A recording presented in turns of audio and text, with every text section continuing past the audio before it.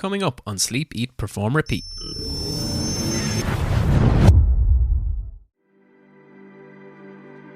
It opened me up to parts of myself that I just didn't know existed, or I'd hidden, or I'd suppressed away. And some of those parts were like incredible. It's like, wow, never felt that before. Wow, this is incredible. And I plunked myself back into the Welsh job. And this is like only a month later, and I'm sat at my desk and it just didn't cut it for me anymore. And I thought I was having a crisis because I used to go home and cry at night. It's like, what? I shouldn't be crying right now because I've got this amazing job. But there was a knock on the door from the inside. Mate, this is not aligned with who you are anymore. You don't know what to do. You're on a lot of money. Can you give it up? It took me a year actually to pluck up the courage to tell Warren Gatland that I was leaving, and I left 6 months before the World Cup. Hello everyone, my name is Craig White. You can find me at craigwhitementoring.com, on menwithoutmasks.com. You can find Men Without Masks and Craig White Mentoring on Instagram and YouTube channel. This is my episode with Sleep, Eat, Perform, Repeat. Welcome to Sleep, Eat, Perform, Repeat with your hosts David Clancy and Kieran Dunn. This is a podcast about high performance. What we are striving to achieve is to figure out what makes high-performing individuals tick, why they do what they do, and why they are successful. Enjoy a journey of stories, lessons, and learnings.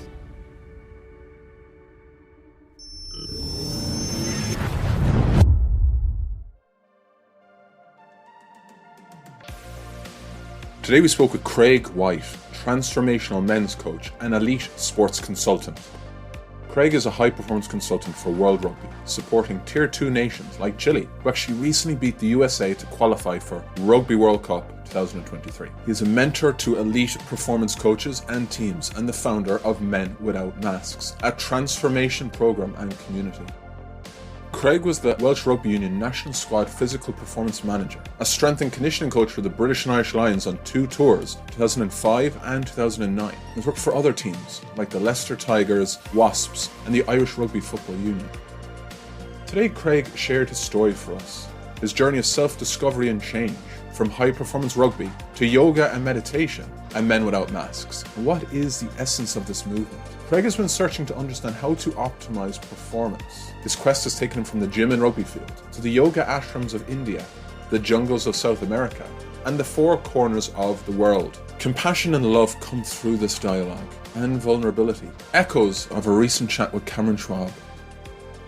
Craig is impacting many, and understand why today. You will leave this conversation with something to think about.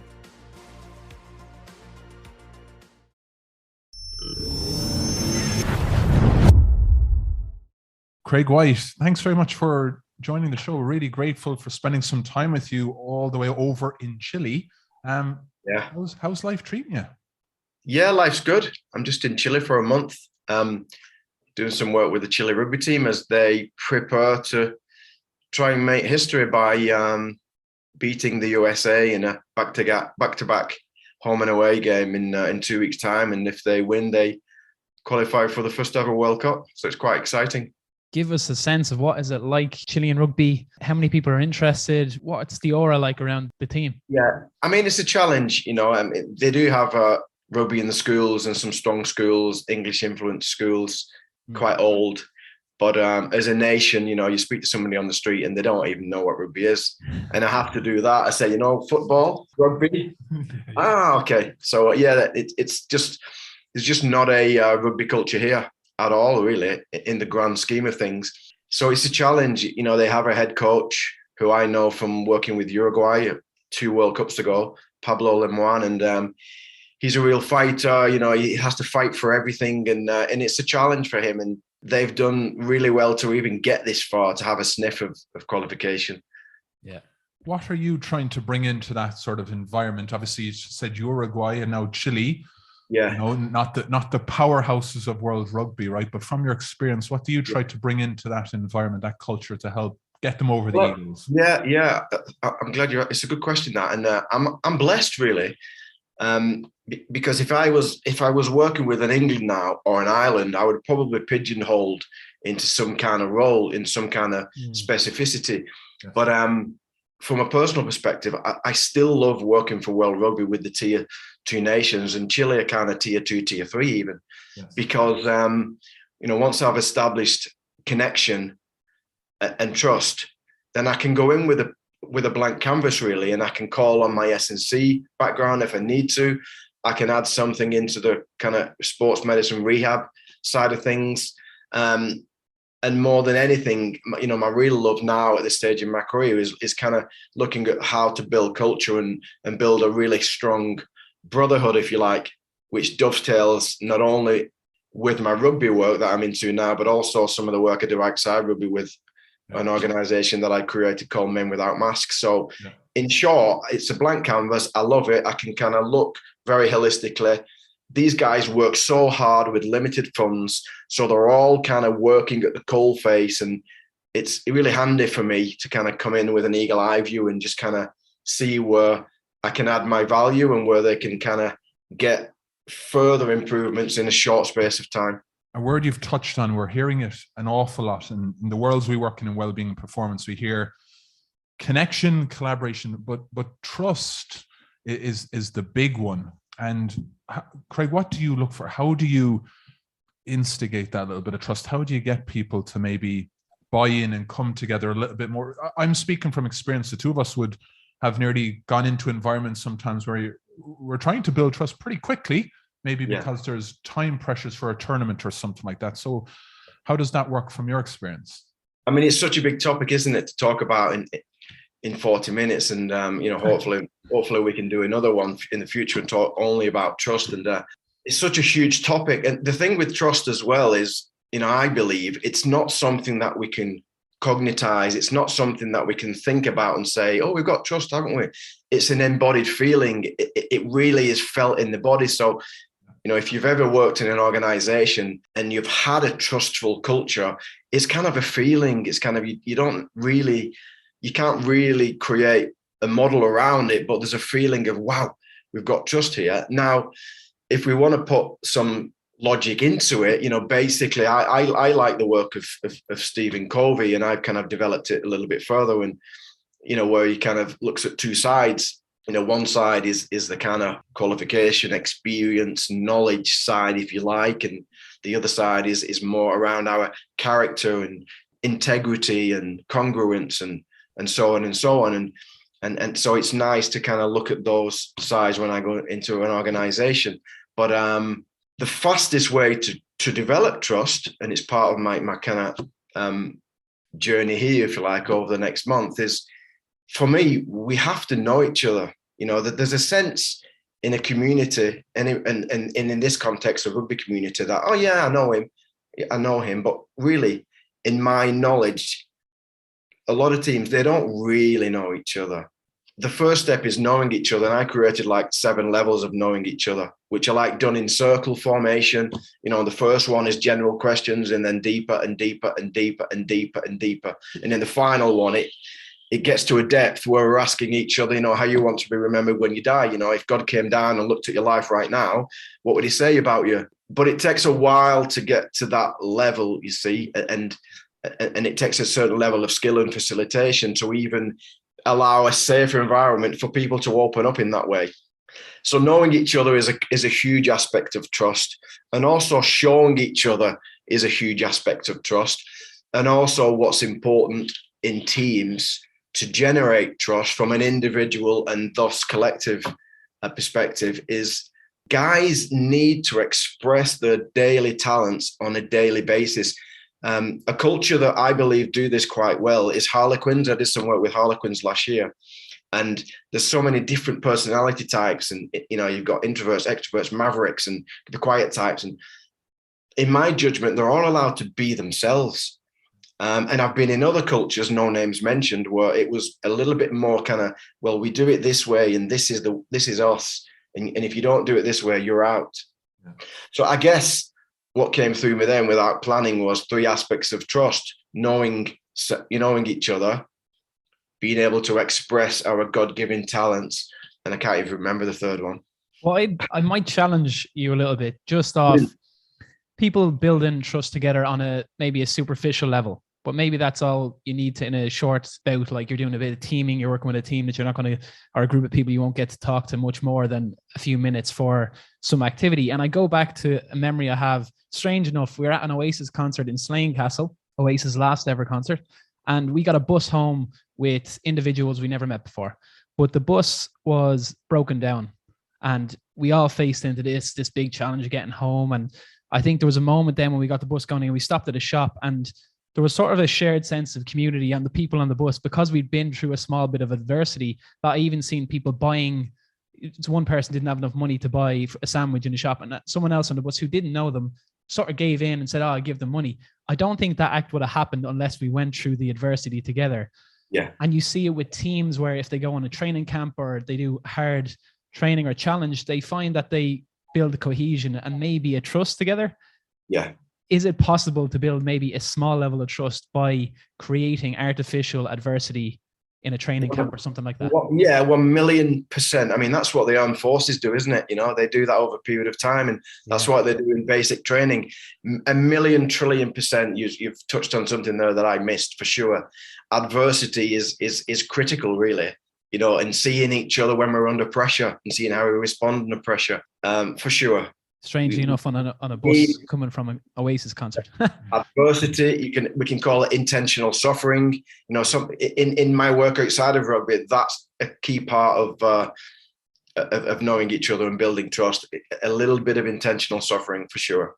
Touching on, you said it there, and obviously the reason why we were so intrigued to get you on this, Craig, was obviously a couple of people in our circles spoke about Men Without Mask, and that space that you've obviously created, where a lot has come from it, a lot of energy and a lot of connection, but also probably in people showing a lot of vulnerability and showing sides that maybe they don't show in their other world per se. Yeah. How did you come to creating that, and what's the essence of it? What are you trying to do with that? Well, I mean, the name says it all, doesn't it? You know, kind of feeling safe enough to take off that mask and reveal the true you, and get in touch with feelings that maybe we suppressed growing up, so that we can feel whole and we can feel more authentic and not be afraid to show ourselves more and kind of drop the mask of worrying what other people think of us and so on. So I guess you can get a reference of what it's about by the name itself. But initially I created retreats for men because I'd been on some and they were really rich for me. But there was a critical time in my life about 14 years ago where I was working for the Welsh Rugby team. I was head of performance, and my wife at the time, Marta, who's not anymore, but my ex-wife, she begged me to go to Thailand on a yoga retreat. And I wasn't really into yoga then. I wasn't into the practice of anything that wasn't linear and logical, to be honest. But under the surface, I was quite curious. I'd read a lot of books on Buddhism and I didn't tell anybody. I'd read a lot of books on spirituality. And I thought, let's go. So I went for a month to Thailand on this full-on yoga retreat. You know, it wasn't your detox yoga retreat where you drink wine in the evening times. It was a full-on with ancient teachings and deep practices and a lot of breath work and meditations. And it just opened me up really. I wasn't on my phone. I wasn't distracted. I had to practice. And it opened me up to parts of myself that I just didn't know existed, or I'd hidden, or I'd suppressed away. And some of those parts were like incredible. It's like, wow, never felt that before. Wow, this is incredible. So much joy, so much happiness, so much bliss. And there was other parts. It's like, wow, where's that come from? Where's that anger come from? Why am I crying? And I plunked myself back into the Welsh job.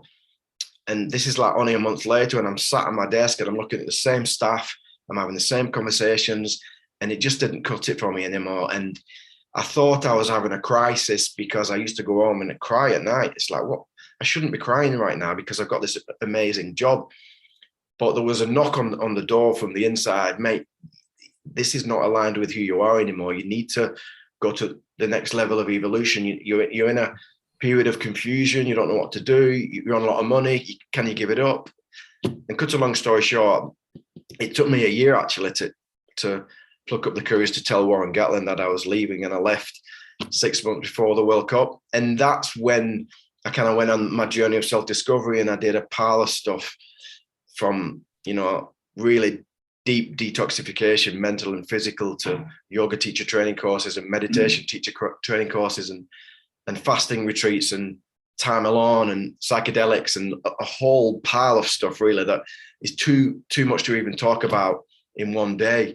And during that process, I came to a point where I was working for World Rugby because, I was good at it. It paid the bills, but I was really using the money to just develop myself and take me on a different journey. And then I got into NLP and shadow work, mental training, mental skills training and leadership and male leadership and what it means to be a man and so on. And there was a time where I thought, you know what, I've been really good with groups of men from the age of 8, but I don't want to work full time in rugby. So apart from my World Rugby work, what can I do? And that's when I created Men Without Masks. And little did I know that it would take me to a far deeper level of male connection than I've ever experienced with any rugby team. Great insight. Why do you think the younger Craig White didn't want to share that he was reading these books about Buddhism and spirituality? Yeah, because I was raised in an ultra hyper masculine culture. I was born in Wigan. It's a rugby league town. I was supposed to become a professional rugby league player. And that was my track for a while. I played rugby at a high level, but thankfully didn't sign professional for me. I was only small. My mum thought, wow, this lad's is getting bullied at school. Let's toughen him up. I get bullied at school and my mum would take me to the guy's house and make me fight with him on the street.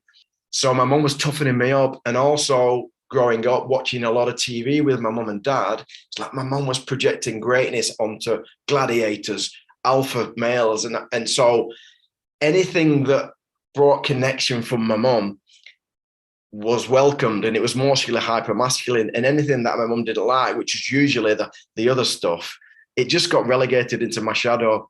And that's part of our conditioning. It's part of human evolution. We show one side and we suppress another side. So I just wanted the world to know that I'm a fucking man and I am this alpha and don't fuck with me. I might be little, but if you cross me, you'll know about it.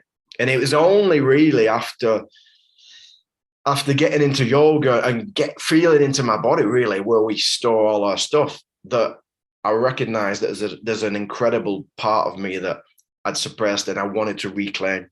And it's helped me in my coaching actually to be more compassionate and to get, most of my clients are men, and to get them and to feel them. When they're angry, I can feel it. When they're sad, I can feel it. So I can connect now with almost all of my clients on a deep embodied level that I couldn't do before when I was just an S&C coach. I might just ask if it's all right, just for people listening in, and someone might be going through this. Maybe they're just hiding aspects of who they probably feel they really are, but they don't want to show it because the environment and the circumstance they find themselves in. What advice would you give to that person to start in a journey of maybe increased self-awareness or really discovering who they are? It's a good question. I don't even think I've been asked that question before. So just give me a moment. My first response to that, in any group, even rugby groups, I have this real belief because of what I've seen that almost every man wants to show more of himself. He wants to be vulnerable. He wants to be courageous, but he gets caught in the tribal mentality and it doesn't happen. But coming back to the specifics of your question, it's just important to surround yourself with a core group of people that are like-minded. And now, even in rugby, there's so much out there that players are exposed to. You'll always get a core group in a rugby team, which might be 1, 2, 3, 4. It could be even 6 or 7 guys who have deep conversations, who want to know more about the meaning of life. They want to know how they can influence the world beyond rugby. And so it's important for people like that to kind of feel into the group and gravitate towards those and have those conversations, because whilst you might be in a team of 40 guys, you do need to express yourself on a daily basis and not bottle things up. So it's important to connect with the guys that are more open-minded, if you like.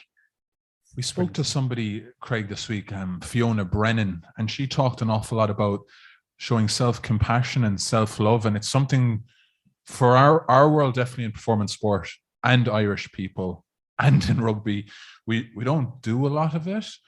How important is that maybe when you're there in that environment, especially working with individuals, that they don't even recognize the good stuff that they've done or that they're doing, and how much can that really help us? I'm enjoying this podcast. The good questions, these. Good. Thank Put you. in the prep, Craig. You know what I mean? You're deep. I love depth. Do you know, in the work that I do one-on-one, sometimes with coaches or any man that approaches me for more of a kind of a life coaching journey, there comes a point in the journey. There was a client of mine a couple of months ago. I've been working with him for about 6 months. And he said to me, wow. He said, you know what? He said, it's not out of there, is it? He said, I know I can talk to you about my challenges. He said, but he said, I don't love myself, do I? I said, no, you're right. Bingo. He said, I need to learn to love myself, don't I? That's the gold. I said, mate, that is the gold. Everything we've done over the last 6 months, I've just been slowly guiding you into that realization. So it is about self-love, but it's like, what is self-love? When I'm working with teams and individuals, I often give a presentation, and depending on the team, sometimes I'll call it the polarity of love if I feel confident and I feel the team is open. Sometimes it's the polarity of brotherhood if it's a bit more kind of alpha environment, the polarity of culture. But really, it is about love. And for me, there's two aspects of self-love, and you could, if you want, call them masculine and feminine, but I'd prefer to call them support and challenge. And on the support side of self-love, it's about being kind to yourself, and it's about receiving kindness, and it's about the softness, and it's about the fun side and humor and not taking life so seriously. And it's about nourishing yourself, and it's about having your massage on a Monday, and it's about getting good sleep. But the other side of love, which, if you like, you could say is your own inner father challenge, it's the opposite side. It's where within team sports, from a place of safety and love, I can look at you, Dave, and I can say to you, mate, because I love you, do you fucking realize that you're pricking about at the moment? You're not following your word. You're not keeping your word. I don't know if you can see it, but you're letting yourself down. You're letting your family down. You're letting your mates down. They're both aspects of self-love, really. That's brilliant. And I think the credibility piece comes in there, that you build that connection with someone. They're able to say that to you, and it carries more weight because you can get criticized. Yeah. And you know what teams don't realize, in my experience, because of the way we've been conditioned in life, to be, especially in rugby and sports, to be tough, and this cultivation of supporting each other with more courage and vulnerability, and challenge each other with more courage and vulnerability, it actually needs to be trained. It needs to be practiced in the environment, slowly but surely, and going deeper and deeper. It's not something that you can just say, hey guys, we've got to challenge each other more, or you've got to support each other more. It actually needs to be practiced, because obviously we go back into automatic conditioning and automatic patterning, and we've got to kind of reprogram, if you like. So it takes some skill and facilitation. And we are seeing some teams employing culture guys now. It's if the guy's got the right skill set, it's great to see, because it requires practice, and a lot of the practice is not reading books or listening to podcasts. It's embodied practice. It's how we show up with our body in groups, and so how we communicate. It's doing stuff with our body.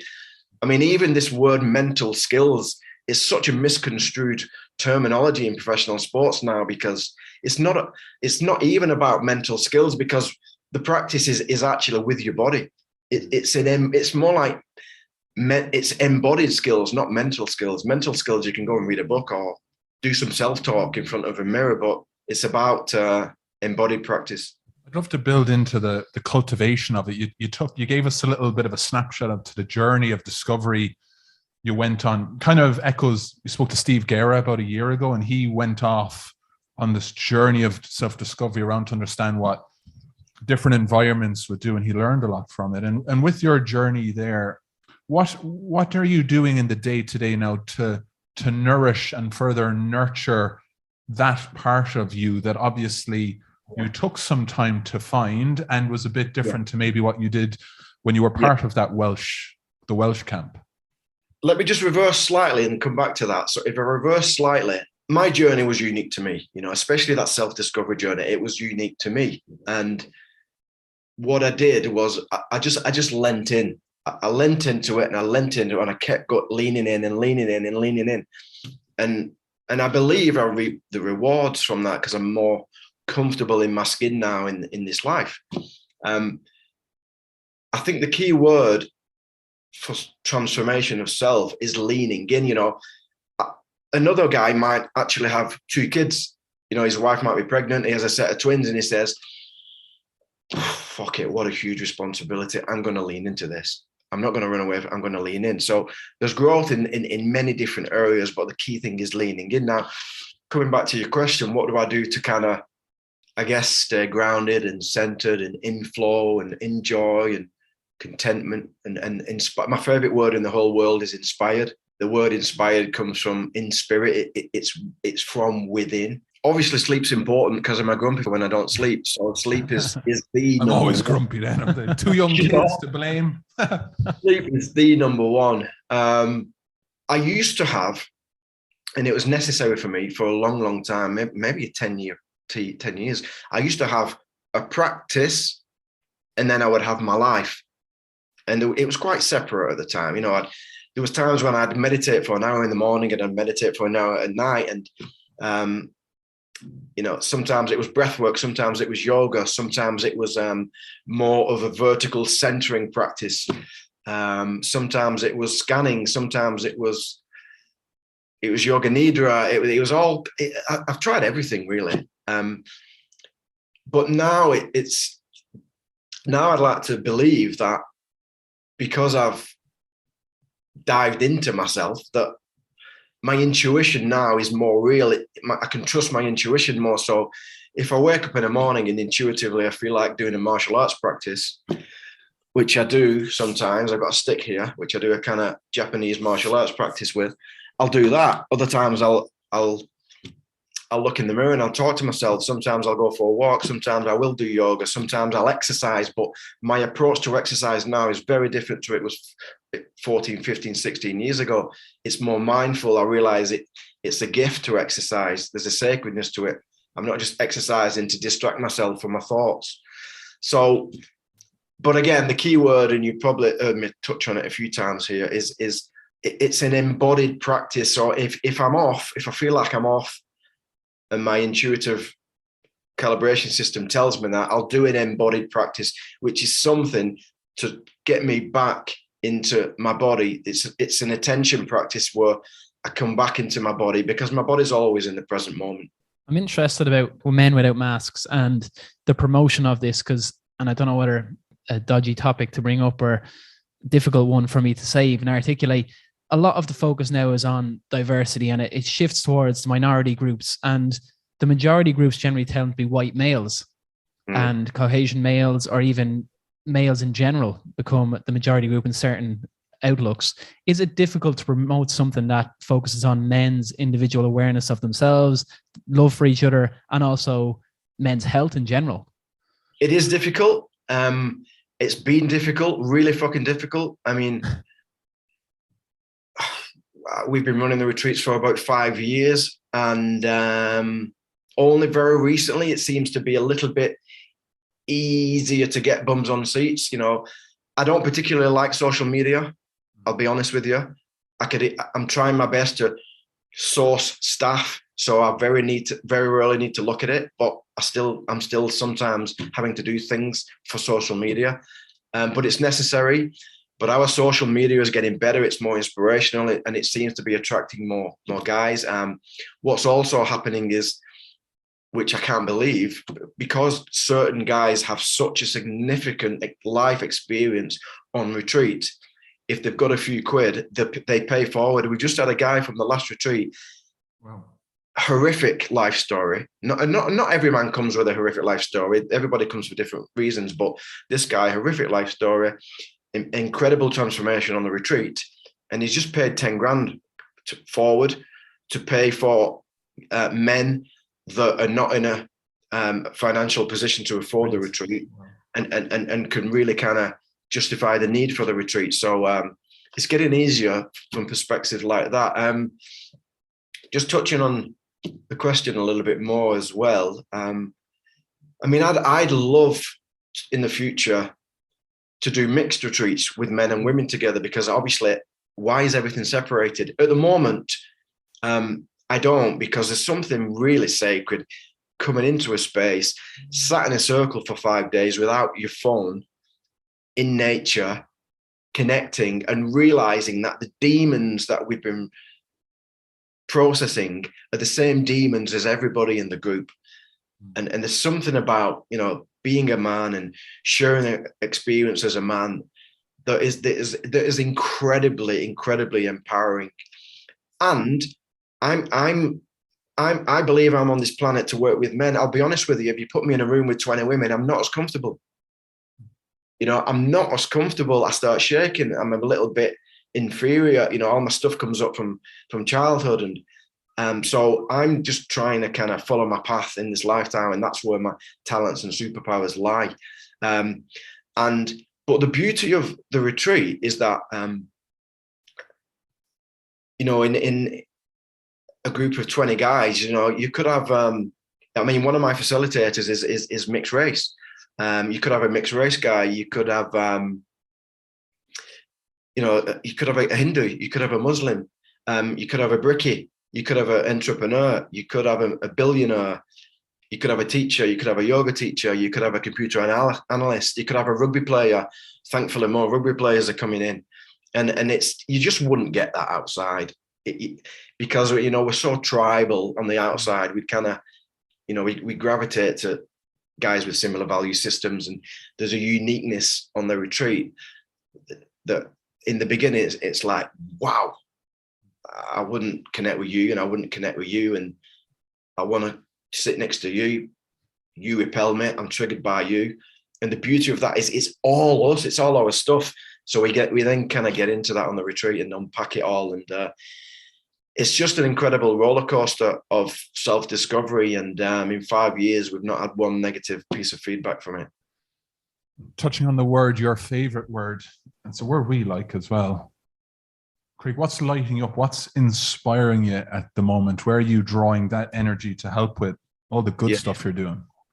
So I'm inspired as a result of my drivers, and my drivers are a result of my life experiences. It's not like I wake up one morning and say, right, today my values are X, Y, and Z. It doesn't work like that. And you get some companies and rugby teams, to be honest, they sit in front of a flip chart and they say, what's important to us? What are our values? And it's bullshit. It's absolutely fucking bullshit, because drivers are unique, and it's related to your ancestors, and it's related to your life experiences and all the pain and all the pleasure. And in this present moment now, I am a reflection. I am a product of everything that's gone before me. And at the moment, like, my drivers are definitely within coaching and mentoring and learning and travel in nature, and health. And to be honest, I also have a driver of financial stability, because it's all feeding into everything else to serve my purpose on this planet. So it's all aligned. I'm actually inspired by rugby again, but more along the lines of my work for World Rugby. Thankfully, because COVID has eased off, although not in Chile. But thankfully, it's eased off in most places in the world. I just love travel. I'm just inspired. I'm sat in my hotel room and I can see snow-capped mountains, and I'm inspired by mountains, and I'm inspired by rivers and lakes and waterfalls. And if I can combine that with global rugby consultancy work, and next year I'm actually running a men's retreat, which is the next level for Men Without Masks, guys that have done my English retreat. I'm running a retreat in the mountains in Peru, in the valley that leads to Machu Picchu. So I'm inspired by travel, and I'm inspired by inspiring men in incredible locations, because I think that's important to facilitate unbelievable change. I wanted to touch, and you actually gave me a segue into this question, because it was something I wanted to bring up today. You find yourself in Chile now, and you've been working in Wales in high performance. You've been all over the world, and you're going to Peru now, we've uncovered. How do you thrive in new environments? When you arrive in this place, what does Craig White do to get centered, resonate with the area that he finds himself in? It's an edge for me, but I love it. I really, really love it. And I love working with underdogs. You know, I went on 2 Lions tours and I won everything with Wasps and Leicester, and I've worked in the English Premiership soccer. And I think I don't want to win a Rugby World Cup. It wouldn't make my life better, but I've done a lot in rugby. And I just love working with underdogs and put myself into a different way of living in a different culture. And it just challenges me to grow. And with any new organization, I mean, I cannot bring any of my experience without connection and rapport. I learned a painful lesson in Wales, actually, that's really helped me. At the time in Wales, before I went on my yoga journey, I used to think everybody saw the world the way I did. And it's like, if you didn't get up at 5 a.m, or if you didn't go in the gym at 6 and you weren't the last home and you didn't seek out CPD and you didn't run to meetings and you weren't dynamic and you weren't commanding, then for me, you weren't a high performer. And it was such a limited view, because the physio at the time, you won't mind me saying this, Mark, I didn't realize that he was reflecting back to me everything that I suppressed. He was slow, empathic, more soft than me, more patient than me. He was a great listener. He moved slow. And if only I could go back into that role now, I could use him in an incredible way to make the program better, instead of trying to make him like me. So coming back to your question, what I've learned over the last 14 years is that in any organization, you can't expect to influence without connection and rapport. So my first visit to any organization is just asking questions, Nobody cares how much you know until they know how much you care. So that is the foundation. But don't get me wrong, once I'm in and they trust me, then the old Craig might come out, you know, where I'm really commanding and I can be really kind of accountable and challenge people. Craig, my last question. I'd love to understand, especially with that experience, and we've read about it, the Lions tours, Welsh Rugby, what you've said, high caliber, now the tier 2 journeys. What does success mean for you? Like when you're working in a culture with an individual, with a team, how do you gauge that you've done what you've been set forth to do? The inner success for me now, it's a feeling. It's just a feeling. There's so much wisdom in our body, and that might sound a little bit esoteric, but you know, there's so much information inside this body. It speaks to us on a moment-to-moment basis. And because I've got a deeper connection with my body now, I'm not cut off at the head like I used to be. I can trust what's coming from my body more. So my body tells me when I'm successful, and it tells me when I'm aligned. It tells me when I'm on. It tells me when I'm off. So initially, success for me, it's just a feeling of, Craig, yeah, you're on target here. You're doing the best you can. You're in the right place. You're doing the right thing. Keep going. In terms of an outer success, it's feedback. You know, we can't see our own videos. And as a kid, I never asked for feedback. I used to think I was brilliant. And so it's feedback. And now I've just learned to ask for feedback in different ways. So yeah, that's how I determine whether I've been successful or not. And but I can see it. I can see it in people, in the way they're growing, in relation to the way they're communicating. It's not about winning trophies, that's for sure.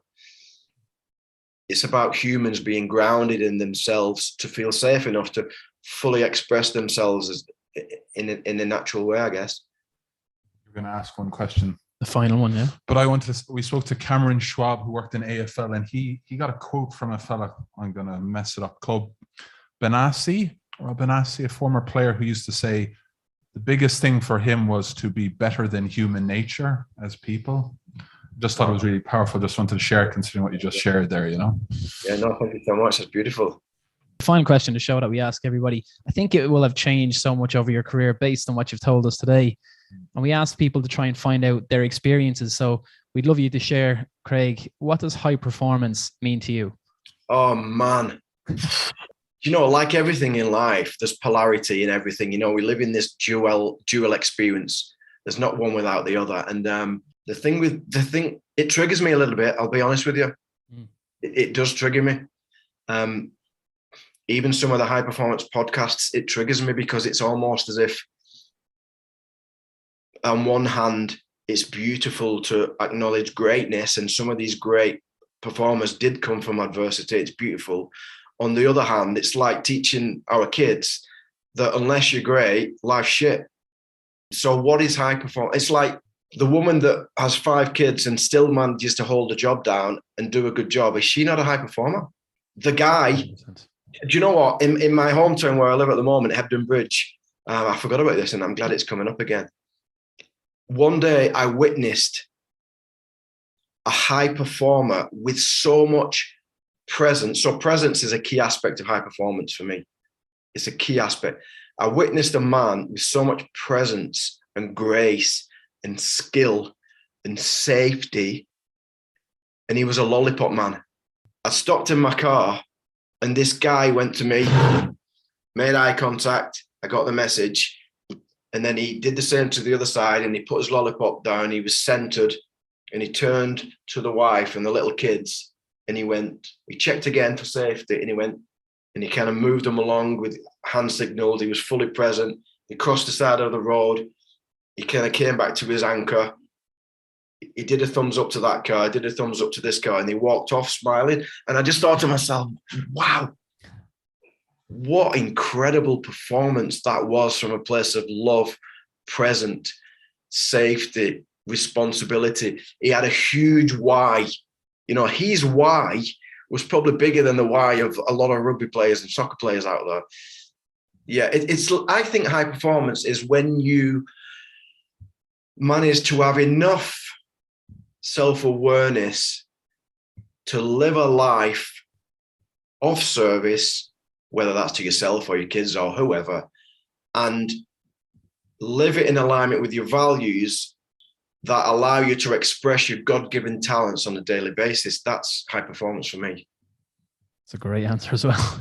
Craig White, thank you very much for giving us your time, being present with us today, sharing some of your story. Only a small part we know. But thanks very much, Craig. We got loads from it. We enjoyed it. It's a pleasure. I felt really comfortable with you guys as well, and I enjoyed it. Thanks a lot. Thanks a million.